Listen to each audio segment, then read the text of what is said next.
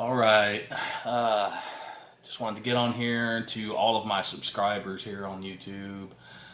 Some of you guys are aware of what's going on with me currently, and some of you may not be.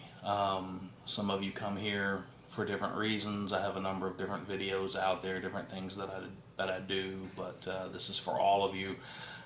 Just letting you know what is going on with me currently, the situation that I'm going through. I was here at home alone, my wife here, Chelsea, and I've got her here just to kind of fill you guys in on some of the details because of the situation. I was confused. I really didn't know what was happening to me, and so June the 7th, right? That was a Monday. She was visiting her mother, which lives north of us in Canyon Lake, Texas. We live in Port Neches, Texas. So she's up around Canyon Lake, Texas, which is up around the San Antonio area. So she was visiting her mom. And that Monday, June the 7th, I was here alone at home.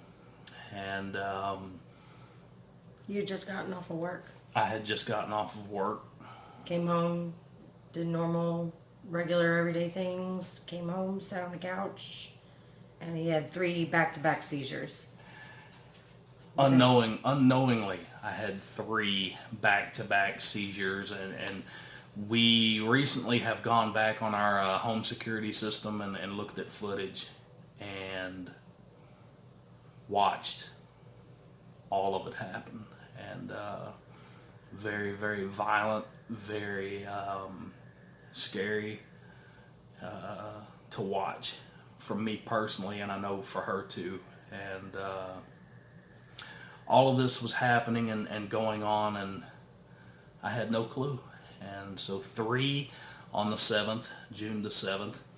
The very next day, I had more. Is that correct? No. That Tuesday? Mm-mm. No? No, you had, you stayed in bed all day. You were in bed all day, and I knew that talking to you on the phone, you weren't acting right, you weren't talking right. I knew something was wrong. Yeah. And I didn't get home until like 2 in the morning. Tuesday. Well, at that time it was Wednesday, but yeah, I didn't get home until that night, and you were already in beds. And I had no clue. That's when it was either Tuesday or Wednesday. I believe it was Wednesday that I got a call from Jeff Melanson, my boss, informing me that I didn't call in and my job was done. It was job abandonment. Yeah, go figure. So if you want to call Jeff Melanson at Nance International, Milam Street, Beaumont, Texas, give him a little piece of your mind. I would appreciate that. Because, no, it wasn't job abandonment. It was a guy going through some massive seizures and not knowing that he was going through these seizures. And You had told me sometime Wednesday evening, that you woke up on the floor. I did. And you didn't know how you got there. I was laying sprawled across the living room floor here on my stomach and had no clue why or how I got there. Yeah. And I guess I just got up and went to bed. I mean, like nothing happened. Just got up, hollered at the dogs, put them in the kennel, and went to bed like nothing happened.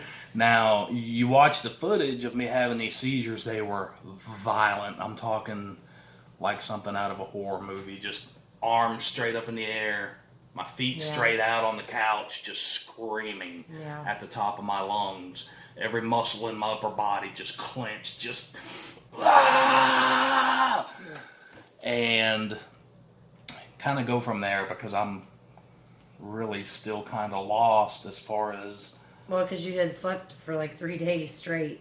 I mean, you slept all day Tuesday. Mm-hmm. You slept all day Wednesday. You finally got back to me on... Wednesday morning at 2 a.m. That would have been like the 8th of June? Well, the 9th. The 9th of June. But I got up and went to work, and I'm like, you're still in bed? You didn't go to work today? And he's like, no, I'm just not feeling good. I don't know what's wrong. So I went to work Wednesday. He still wasn't acting right Wednesday. I come home that night. I said, if you don't get better, I'm calling 911. I'm serious. You're acting really strange. You're freaking me out. Yeah. And so Thursday he kind of perked up just a little bit. He started feeling a little bit better. And Friday you were feeling a little bit better. And Friday we had spent the day together. We went fishing that night. Yeah, we did. Actually had a good day that day. You know, you were still hurting. You were still a little... Yeah, I wasn't right. I didn't feel right, but, you know, I felt up for the fishing trip. Actually caught some fish and came home and cooked those fish up, some of them. Well, we cooked them on Saturday, yeah. So we ended up with 3 black drums. And they were nice fish. I filleted them on Saturday, which happens to be the night that he ended up having the next seizure that I was present for. And then that's when we ended up calling the ambulance. So I had the seizure. Now, kind of go through that, like when the EMS crew was called and the cops showed up, and kind of go through that whole thing. To start even before that, you know, the entire evening, you had mowed that day. I mowed that day? Yeah, you had mowed that morning. Are you serious? Mm-hmm. And you said, I had to take several breaks because I just really I'm not feeling good. And see, all of this is a blur, you know. It's like I'm having to revamp it a lot. yeah, really. Yeah, it's but, just... well, you had mowed that morning, and I was fishing with my friend, and we were out there until about 6:00. And this is Saturday. Okay. And so my mom had dropped the baby off, and you were there, and so we got home probably about close to 7. I brought the fish in, and I was like, all right, I'm ready to get this thing going. But all night you were kind of just acting really weird, and you weren't really, like, I'm talking to you, and you're just kind of looking at me, but, like, you weren't really, like, responding, and you weren't really, like, you know, I was there, but I wasn't there. No, definitely not. Okay. Definitely not. And so I cooked up the fish, and thank God we got all that fish out in the trash and out of the house. And he remembers eating the fish. He said it was really good. First time I ever done that. So, did a good job. As long as he can remember that. Oh, yeah, it was good. But I come out, and I'm like, he's still just acting really strange. And every time I ask him, I'm like, what is wrong? You got to explain to me what's wrong. And I'm frustrated because I just don't understand, like, what's happening. And every time he just kept saying, I just have this headache. I just have this headache. And then finally I was like... And I don't have headaches. I never had headaches, ever. So it was really weird for me. Well, I just got frustrated. I was like, you know what? If you're feeling this bad, you need to take something, or you need to drink some water, you need to go to bed, or lay down. You know, something. I mean, I don't know what's happening, but, you know, if you're feeling this bad, you need to go lay down. And so he went to go lay down, and I go back in there, and only half the sheet's on the bed, and I'm just confused. I'm like, what is... Mike is the finish the job kind of guy. I mean, he is not going to leave anything undone, halfway done. I mean, he's going to do it. He's going to do it right every time. First time, every time. So I'm like looking at him like, what are you doing? And he's laying there, hat off, phone on the charger, watch off, ready to go to sleep. And I'm just like, well, can you like put the sheet on the bed? I'm going to go put these puppies in a kennel. And I walked off, and I went and put the puppies in the kennel and came back, and I was making me some, you know, ice water, and Ember come running into the kitchen. 2-year-old daughter. 3. Oh, sorry. She came running into the kitchen, and she said, Dad is stuck. He fell in the closet. Mm-hmm. And I was like, he did what? And I walked in there, and I was like, babe, what are you doing? And then I walked in there, and I realized he was not breathing. I mean, his face was purple. And he was struggling. You could you can hear the snorting, like he was trying to breathe, but he just couldn't. Yeah. And I don't remember none of this. I panicked, but immediately I called. You know, she had my phone, and I had called 911, put the phone on speaker, and I'm, you know, just trying to assess what's going on with him. And so he was just kind of laid out, kind of flat, but on his side. And so I turned him on his side and lifted his head up and stuffed a pillow under his head, and then, you know, I was just kind of talking to you, and then all of a sudden you started breathing again, and I was like, oh, thank God. And all the while I'm talking to the EMS people, you know, the people on the phone. Yeah. And EMS got there pretty quickly. Got here pretty quick? Yeah, okay. But, you know, once you started breathing again, you were kind of like a fish out of water. I mean, you were really erratic. You just, you know, you weren't responding to me like you were awake. But you was weren't I angry? No, or just confused? just thrashing and just throwing yourself all over the place and just hurting. I guess you didn't say anything. You couldn't say anything. He had bit his tongue. He was bleeding, and it was pretty scary. I mean, I'm like, Pretty I don't tore understand. Up, man. I mean, I chewed it up. she kept asking me, like, is he responsive? I'm like, he's awake. He's looking at me, but he's not answering my questions. He's not responding. I don't understand what's happening. And so when the EMS got here, he was determined he was going to stand up. And so they put him on the bed. Sounds like me. Well, they put him on the bed, and all of a sudden it was like he came to. And I guess when he realized he was laying on the bed, but he was hurting, and he doesn't know why he was hurting. And all these people were there, and he was screaming. He was like, help me, please. And they're, sir, we're trying to help you. They had took 4 people to pin him down. I bet. And they had to sedate him. Big mofo. And by the time he was leaving, they had him out on the stretcher leaving the house. And he turns and he looks at me and he says, hey, are you okay? And I'm like, are you okay? So, I mean, that was just a sheer truth. That was a lot. So, EMS was here. They were doing all of that. And eventually they called the cops. Yeah, because they thought your behavior was so erratic, they thought maybe you were on drugs or something, that you had like a bad reaction to something. Never in my life. And they asked me, I was like, I mean, no, he doesn't do drugs. Ever. I mean, I don't. Never in my life. Not a single drug of any kind. Not even weed. Ever in my life. Ever. So, I mean, but, obviously they came and they talked to me and then they finally were like, okay, well, they got other things to do. Mm-hmm. They wheeled you out on the stretcher and sent you to the hospital. To a local hospital. And so I get there to the hospital. You weren't in a room yet. You were actually in a hallway for quite some time. For about 3 hours, you were in a hallway. See, I don't remember none of this. I don't. And I was just sitting in the waiting room just waiting for them to let me know that you had a room. And they had sent you in for a CT scan. And they got the results back pretty quickly. I mean, it was probably about an hour, maybe under an hour. The doctor had came in and you said, you have a massive tumor on your brain. Wow. And I didn't even blink. I didn't flinch, nothing. I just immediately was like, okay, so what do we do next? What's the plan?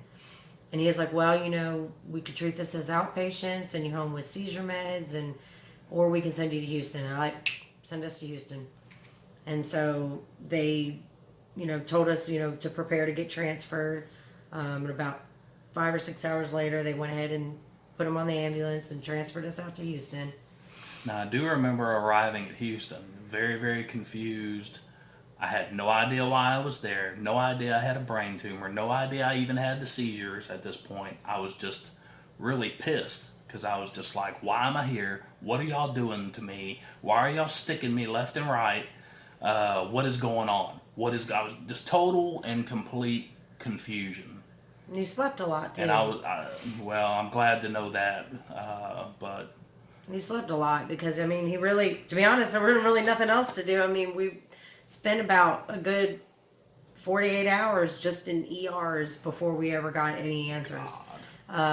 Because we were probably at the local hospital for about 8 hours, maybe closer to 12.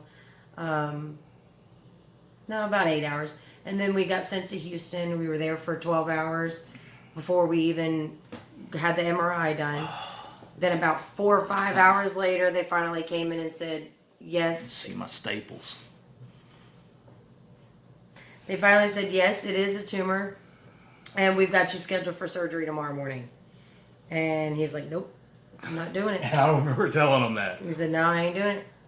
That neurosurgeon didn't really give us a whole lot of information. I'm like, can you, maybe try to convince him? And he's like, well, if you don't want to do it, you can go home, and whenever you're ready, just come on back. And I'm like, for real? He's like, but if it was me, I would do it. And, and I was just like, okay, just give us time. We'll talk about it.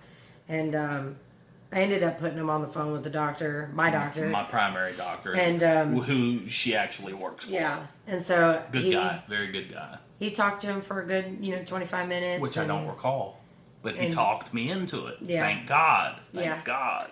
Because by the end of the conversation, he's like, okay, all right, I'll go ahead and do it. I mean, basically, the stakes were higher and the risks were higher if he left the tumor there. The damage that the seizures could do, irreversible. The worsening of the tumor, we don't know. Mike's biggest concern was, what is it? And I'm like, we won't know unless we remove it. And that's the only way. So we get in the next room. They took him back for surgery about 12:30. A.M.? Well, 12:30 in the afternoon. Okay. And the surgery was projected to be about 4 to 6 hours. And I ended up sitting in the waiting room from about 12:30 to like 11:30. At night? Yeah, Okay. at night. I mean, I was there for almost 12 hours just in the waiting room. Come to find out, you were already in a room for about 3 hours, and they didn't come. They didn't come tell me. But about halfway through the surgery, I guess the doctor had pulled me back and said, I'm really disappointed because I'm not able to get all of the tumor, because the tumor was not just one solid mass. It was kind of in a lot of different places. And when he was looking at your brain, he couldn't tell what was tumor and what wasn't. And so, he didn't want to take anything out that was, he didn't want to take any more than necessary without causing you any, damage or deficits or anything to your brain. So, he took out as much as he possibly could. He even actually said he got an MRI guided robotic machine that would come in and basically give them picture images of what was tumor, so they were able to actually remove kind of pinpoint. Pinpoints those areas, and so they can clearly define the margins and pull out as much tumor as possible. And so they said, unfortunately we did have to leave some tumor in there, but they were pretty confident that with what they did leave, that with the treatment it should be enough to shrink it or kill it off. But we don't know what kind of tumor it is until Thursday. Yeah, this coming Thursday, July 1st, we go back to Houston to see that neurosurgeon, the one that did the surgery, and hopefully get the pathology results at that point, find out exactly what it was, what the further treatment is going to be, and hopefully I can get these staples out of my head. They're going to take out the staples. Because they suck. They really suck. Stitches. I almost beat this guy to death, the one that was putting the staples in my head. Well, he actually had to have a drain tube removed from his head, and the neurosurgeon came in and said, well, I'm just going to put 2 staples in here just back to back, just boom boom real quick. Well, they put that first staple in, and Mike was like, oh, you better get away, I'm about to start swinging, because it hurt bad, really really bad. And he was not excited about that one at all. And the neurosurgeon was like, in retrospect, I probably should have had the nurse come in and do that, because they're a lot more gentle, and I'm usually stapling people unconscious, so I'm sure that didn't help. It sucked. It hurt. Yeah. But at this time, I guess our biggest issue is just, because his job let him go prior to us realizing that he actually had some medical problems that caused him to not come to work. Had he not lost his job and we knew about this sooner, they probably would have put him on medical leave. But because he's technically now, let go, he will be losing his insurance. And so, we don't know whether this will be something that's going to end like at the end of this month, or if it's going to term, by the end of July. We would be lucky if we would get it to the end of July.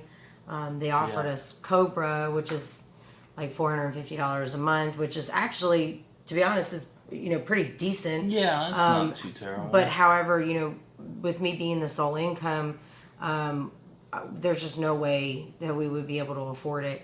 And so we're kind of stuck with little options as far as how we're gonna, handle our insurance coverage, and because he's gonna need treatments and further follow-ups and office because visits. There's still more tumor there, Yeah. and it's just, how are they going to handle it? Is it going to be radiation, chemo, some sort of therapy? I'm sure is on the way. We have a lot of questions and no answers. Unfortunately, there will be no answers to any of our questions until we know what kind of tumor it was, how aggressive it is, how fast it grew, whether it's benign or malignant. But either way, he's still going to need some form of treatment after all this is done. And so, that's kind of where we're standing as far as that's concerned. And hopefully Thursday we'll have more answers. It'll be the 1st of July, so hopefully we'll know whether your insurance will still be good for another month. Yeah. So she decided, and I've never been one to ask for a handout or anything like that, but we're in a tight spot, both of us, and so she created a GoFundMe page, and I will be posting that to the description box of the video. You go to that little gray arrow to the right, it'll take you down to the description box, and it will be there. I'll also place it in the comment section just for the heck of it, and if you're able to and want to, that would be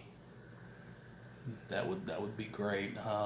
And we ask that even if you don't have money, that's perfectly fine. If you could just at least donate some of your time and just say a prayer for us, because we just don't know. I guess that's the hardest thing right now, other than just recovering, is we just don't know what the future has in store for us. And so we don't know what, as far as financial wise, health. You guys know me. I'm very strong-willed, and this really came out of nowhere for me, and it has been one of the toughest things I've ever had to deal with. And I've got I got to looking the other day. I'm actually up over 2,000 subscribers here on the channel, which is just, I never thought that I would reach that. And a lot of you guys come here for the NASCAR stuff that I do, and you're coming back every week, and I appreciate that. This channel is monetized, so I do, with the ads running on the videos, I do make a little bit. It's not much at all, but hey, it's something. So if you're not able to donate to the GoFundMe, one thing that you can do is just go to my playlist. Just watch some videos. Yeah. Hey, it'll help me out. It really will. Yeah. It'll help the channel out, and it'll throw me a few bucks. So I would greatly appreciate it. Yeah, definitely. Thank you guys for coming back and playing the contest every week, and you guys are awesome. Let me tell you how devoted this guy is. Okay, we just got out of brain surgery on Thursday. Now, I don't know how, maybe if it was he's just always overly prepared for everything. He had already had, 3 videos lined up? Mm-hmm. You had already had them ready and prepared. I'm telling you, we came home. Pocono, yeah. We came home Thursday, and on Friday, he's already on the computer trying to upload these videos. And on Saturday, he's like, I've got to get the one ready for next week. And I'm like, you just had brain surgery and you're over here. He's like, he's so devoted. It's not, and I looked at it like, okay, I'm not going to stress about it. He enjoys it. It makes him happy to do it. He likes to do it. Yeah, and so I'm like, you know what? If this is something that he can enjoy doing, I'm not going to hound you about it or pressure you about it. But I was like, you just definitely got to rest and get better. But I don't know. I mean, you definitely I got to take really it easy. Devoted. I know. But yeah, I mean, I take it serious. This guy was talking about mowing the grass and driving up to, the library to apply for some jobs. And I was like, dude, it's like right now all you need is some R&R, some rest and recovery. And we'll get back at it as soon as we can. And we will. I believe we will. Yeah, I mean, that's the main goal right now, is just recovering, because that's all I can do right now. Yeah. I can't work. What else am I going to do? Make videos and just relax, Spend more time with your kids. Yes, definitely. Definitely. We'll make a bucket list full of all the things that you never had time to do. Now you have nothing but time. Right. He's doing model cars and I love doing cars, stuff like that. So, but just tinkering around, just kind of brain stimulation, and just kind of keep myself busy, Hey, I mean, I'm pretty impressed. I mean, after brain surgery, his memory is just phenomenal. Long-term memory, minus the short events, that led us to this spot. But I mean, long-term memory is really good. Muscle memory is really good. I mean, he really did not have very many. I got in that pool today. I was like, I couldn't believe I actually got in there, which felt great, by the way. Yeah. I'm just blown away. I mean, they said really the biggest risk is having deficits, meaning just, like difficulty speech, difficulty, with your muscles or, motor, those kinds of things, your muscle memory and things like that. As far as and he came back strong and my movement is just all there. Yeah.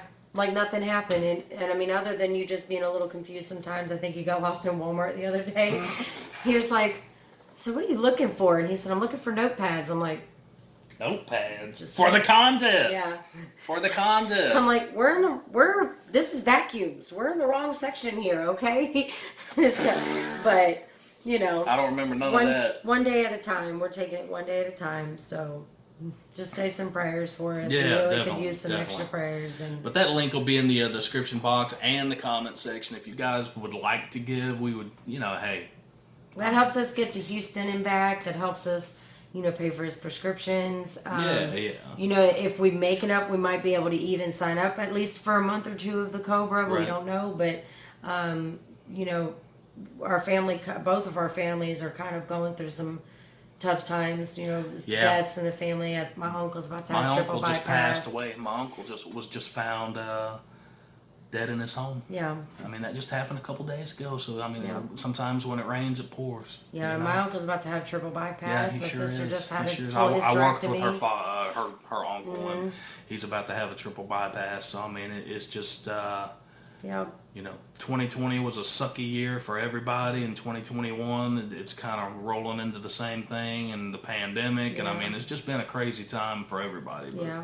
But I believe that 2021 will be a year of healing. That's what I'm looking at it. I'm trying to stay positive. It's going to be a year of healing. Good. It's a good thing that we did find it and that it did happen, so that we could get it taken care of and treated. And so, And some of you guys know I just had a surgery. I had a huge cyst in my neck. Yeah. And I just had that removed. And now this. So it's just... And you had to have your knee tapped. and I had to have my knee tapped too. We thought he had septic knee. He had a lot of swelling and effusion in the knee joint. And they had to go in and drain the knee, 5 times? Yeah. So that was just, whew. It's been one thing after another. I've been through some stuff here lately. Yeah. But Physically. We've been gritting teeth and bearing with it. I mean, it's the only thing we can do. We got to keep moving forward. Yeah. We got to keep doing it for our kids, for ourselves, That's right. And so we don't want to lose our house, the cars, whatever we do have. And but we'll make it through. And we appreciate y'all. We appreciate y'all coming back every week. Every week. He really loves it and really enjoys it, and he does it for y'all. And he did it after brain surgery, so Yeah. I was like, I can help you. I got it. Last year, back-to-back hurricanes, was still doing it on the road. Yeah, he was uploading them on the road. I mean, we had evacuated, and I was doing the videos on the road, Yep. making it happen. Yep. So, and all I ask is that you're subscribed. If you've never played the contest before, that's it. That's all you got to do. And like I say, I'm going to have that link to the GoFundMe here in the description box, which is that little gray arrow to the right. Click on it. It'll take you down to it. And the comment section as well. I'll place it there. And very soon we're going to start adding some little extra surprises in with the die-cast and things that go out when you win. Yeah, we'll do some different things. That we've discussed, but we haven't disclosed yet because we don't have anything in works yet. But very soon we'll hopefully have some little extra added things in there too. So yeah, there's a number of things that we could do just to make it funner for everybody. Yeah. So, but we'll work on that, and y'all just keep coming back and share this video with your friends. Definitely. Bring your friends in to subscribe and play the game with y'all, and Yeah, like and share, run my playlists. All of that helps the channel and it helps me, and I appreciate it. He's got tons of other content too. I mean, he does how-to videos. Yeah, you got a whole section for just like your little shorts and just a little bit of teaching and preaching and things of that sort. I think he even did some football stuff. I did some but that was football last stuff for year. a while. Yeah. So I mean, unless they want to catch the highlights from last year, but. But there's some how-to videos in there and things of that sort. But I'll have the time now to where I can do a video here and there and just kind of mix things up a little bit more. Every little bit helps. Yeah, for definitely. sure. Definitely. So. All right. Well, just wanted to get with you guys, touch base, and let you know what's going on, and kind of give you the full rundown and the full story of what's going on with me. So. Appreciate you guys playing the contest, those of you who do, and just all of you who are subscribed. 2015 subscribers here, and that blows my mind. So Never thought you'd make it this No, big, huh? never. But it's doing good. It's doing good. So it's fun. So you guys take it easy, and we appreciate you guys. Take it easy.